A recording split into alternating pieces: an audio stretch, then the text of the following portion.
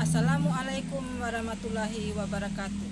Yang terhormat, dosen penguji uji kinerja PPG dalam jabatan. Perkenalkan, nama saya Sri Utami, SPD. Saat ini saya tercatat sebagai mahasiswi PPG dalam jabatan kategori 1 angkatan ketiga, jurusan Pendidikan Sejarah 2023 di LPTK Universitas Negeri Malang dengan nomor peserta 2016-16-21120. Saya akan melaksanakan kegiatan praktik mengajar dalam rangka penilaian uji kinerja di SMKPPN Kota Bima, Nusa Tenggara Barat dengan materi masuk dan berkembangnya agama Hindu-Buddha di Indonesia pada siswa kelas 10.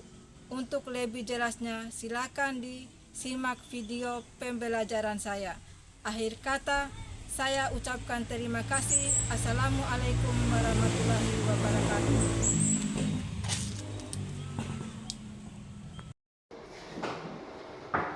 Assalamualaikum warahmatullahi wabarakatuh. Waalaikumsalam warahmatullahi wabarakatuh.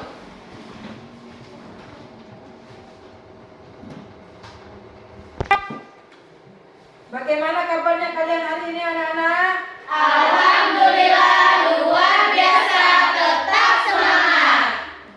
Sekarang bersihkan kertas yang ada di dalam kolom meja. Nggak ada.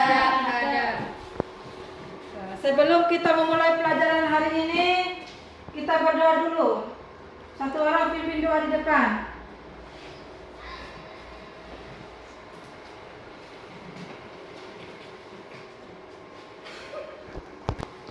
Sebelum kita memulai pembelajaran, mari kita berdoa. Berdoa mulai.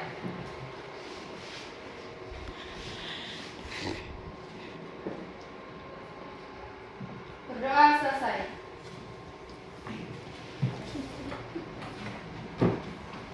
Sekarang dengarkan ibu absen ya. Ya. Rosiana, Hadir. Mahdaleni, Hadir. Idarida, Hadir. Siti Rabaya, Hadir. Zuhriatun Nafisa, Hadir. Nur Laili Mudalifah, Hadir. Ratu Narisa Fajustin, Hadir. Salsabila Hadir. Julianti. Apakah kalian masih ingat pelajaran kemarin anak-anak? Masih. Ya. Tentang praksara dan rempah-rempah. Apalagi? Contoh rempah-rempahnya ada cabai, kunyit, ketumbar, pala. Apalagi? Betul sekali anak-anak, tepuk tangan.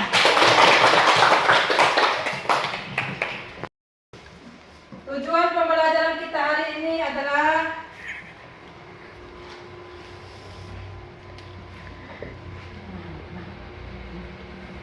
Anjay.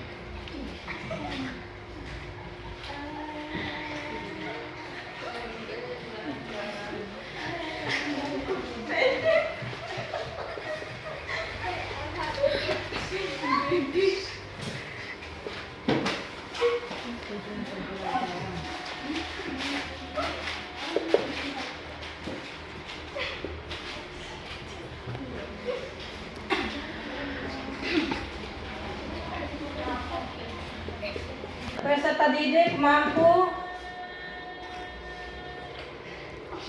mendeskripsikan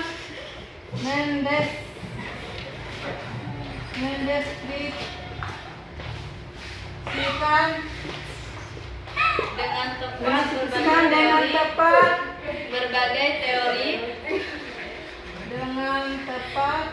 berbagai teori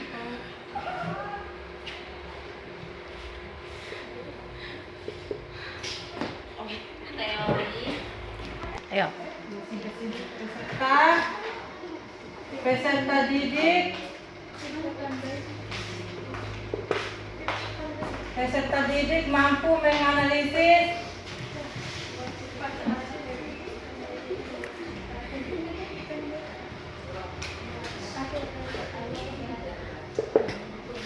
tiga, melalui presentasi peserta didik dapat melakukan proyek materi pengaruh agama dan kebudayaan Hindu Buddha di Indonesia secara komunikatif. presentasi peserta didik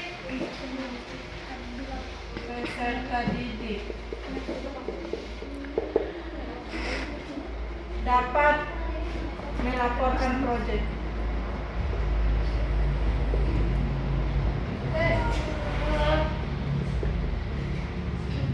Proyek materi.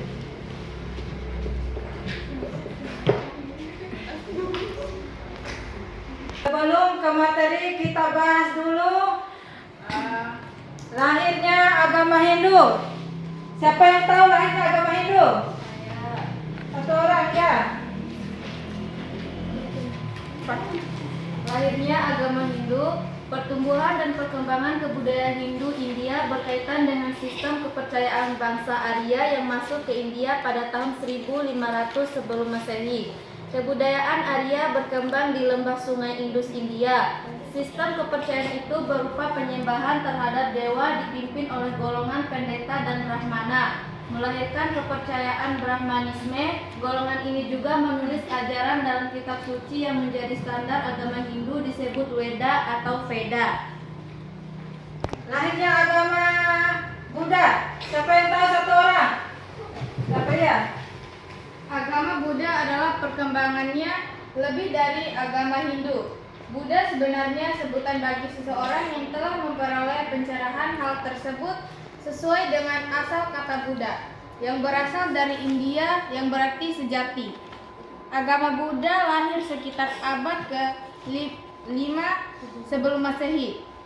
Agama ini sebagai reaksi terhadap agama Hindu, terutama karena keberadaan kasta. Pembawa agama Buddha adalah Siddhartha Gautama 563 sampai 486 sebelum Masehi. Seorang putra dari Raja Sudo, Dana dari kerajaan Kosala di Kapilawastu yang beragama Hindu. Untuk lebih jelasnya kita saksikan dulu video sekarang ya, Naya. Ya.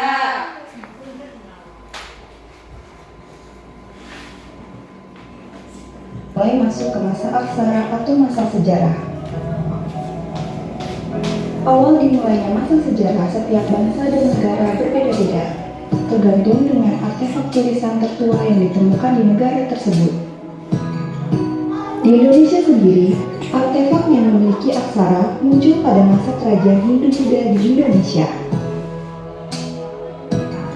Agama dan kebudayaan Hindu-Buddha mulai masuk ke Indonesia sekitar abad ketiga Masehi. Sebelumnya, masyarakat Indonesia masih menganut animisme dan dinamisme. Animisme yaitu kepercayaan pada roh nenek moyang yang mendiami suatu benda. Sedangkan dinamisme yaitu kepercayaan bahwa segala sesuatu memiliki kekuatan gaib. Penyebaran agama Hindu-Buddha di Indonesia berkaitan erat dengan hubungan dagang antara Indonesia dengan Cina dan India. Sambil berdagang, para pedagang asing berinteraksi dengan penduduk setempat dan mengenalkan agama serta kebudayaan Hindu-Buddha. Para ahli sejarah mengungkapkan beberapa teori mengenai masuknya pengaruh Hindu-Buddha ke Indonesia. Teori pertama yaitu teori Brahmana oleh Kangler. Menurut teori ini, kaum Brahmana atau pemuka agama datang ke Indonesia atas undangan untuk menyebarkan agama Hindu-Buddha. Teori kedua yaitu teori kesatria oleh Bosch, di mana penyebaran agama Hindu-Buddha dilakukan oleh para kesatria dan prajurit. Teori Vaishya oleh Krom menyatakan bahwa pengaruh Hindu-Buddha disebarkan oleh para pedagang. Sedangkan menurut Van Faber, penyebaran Hindu-Buddha dilakukan oleh para pekerja India seperti pelayar dan nelayan yang disebut juga dengan teori Sudra. Ada juga teori arus balik yang menyatakan bahwa orang Nusantara belajar agama ke India dan menyebarkan agama tersebut setelah kembali ke Nusantara. Dari teori-teori tersebut, dapat disimpulkan bahwa proses penyebaran agama Hindu-Buddha terbagi menjadi dua. Yang pertama yaitu masyarakat Nusantara berperan pasif dengan mempelajari agama Hindu-Buddha melalui masyarakat India dan Cina yang datang ke Nusantara. Kedua, masyarakat Nusantara berperan aktif, yaitu masyarakat Nusantara pergi belajar langsung ke India dan Cina, kemudian kembali sebagai. Apakah kalian sudah menonton video tadi? Sudah. Apakah kalian sudah mengerti? Sudah. Apakah ada yang bertanya? Saya, Bu. Ya, Rabia. Apa peran seni dan arsitektur dalam penyebaran budaya Hindu-Buddha di Indonesia? Ada yang ingin menjawab? Satu orang. Saya, Bu, izin menjawab. Seni dan arsitektur menjadi medium penting untuk penyebaran ajaran agama Hindu-Buddha. Candi-candi seperti Borobudur dan Prambanan tidak hanya sebagai tempat ibadah, tetapi juga sebagai monumen kebudayaan yang memperkuat identitas lokal. Masyarakat Indonesia pada masa itu mulai mengadopsi nilai-nilai tersebut, memperkaya pola pikir mereka dan membentuk landasan kearifan lokal. Tepuk tangan.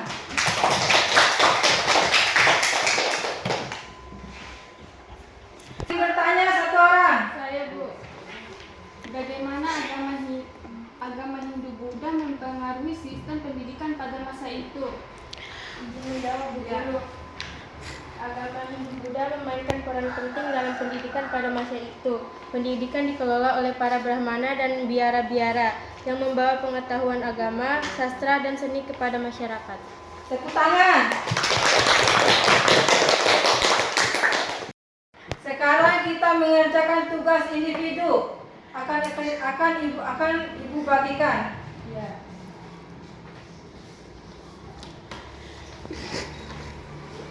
Akan hari-hari kalau tegang.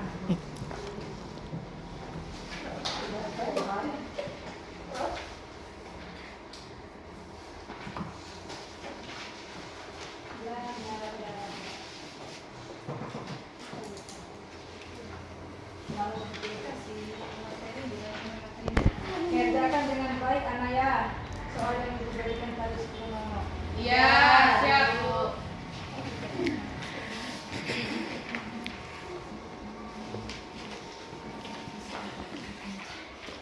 Selamat bekerja, anak-anak. Ya, Bu.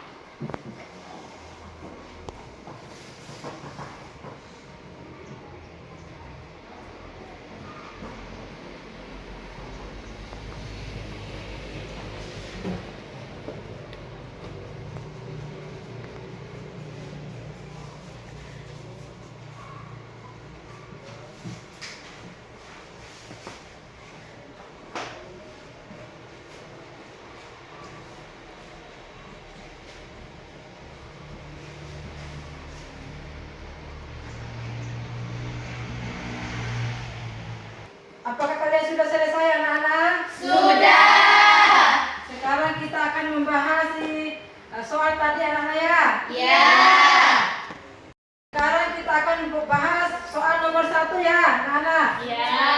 Nomor 1, bagaimana kedatangan agama Hindu Buddha di Indonesia mempengaruhi pola pikir masyarakat pada masa itu?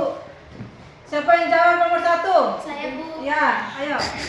Kedatangan agama Hindu-Buddha membawa konsep-konsep filsafat dan spiritual yang melibatkan ide mengenai karma, reinkarnasi, dan kebijaksanaan.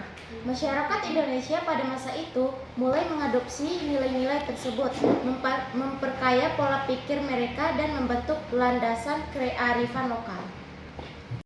Apakah jawaban dari teman kalian itu benar? Benar! Sekarang kita akan membahas soal nomor 2 ya? Ya.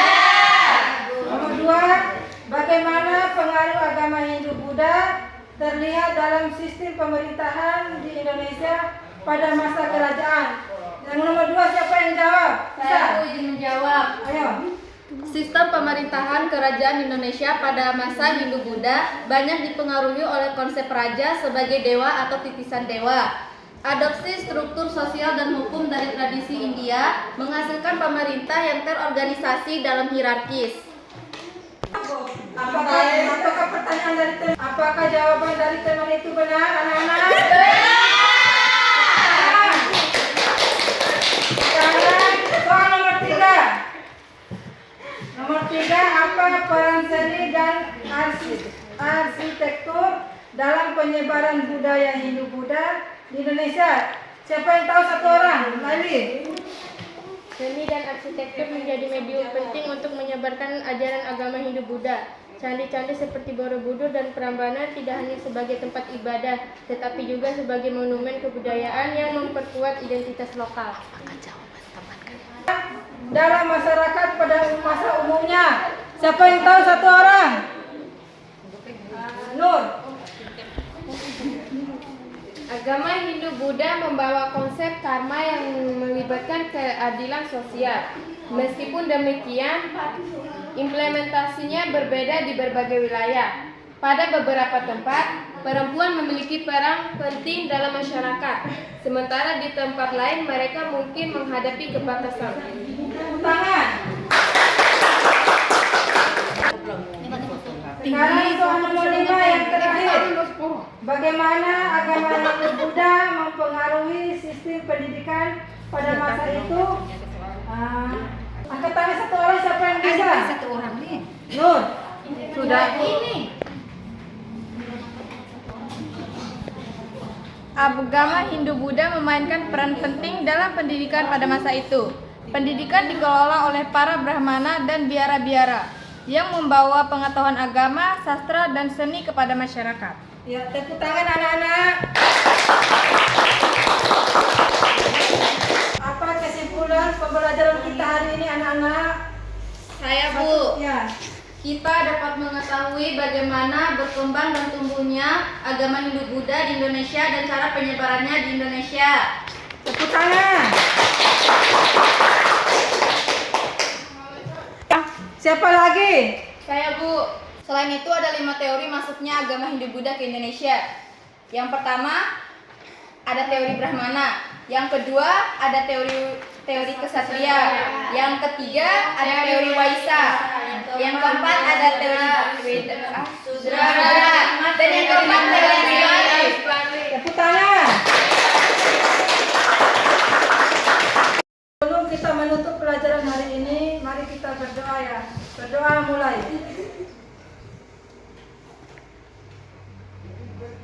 Berdoa selesai.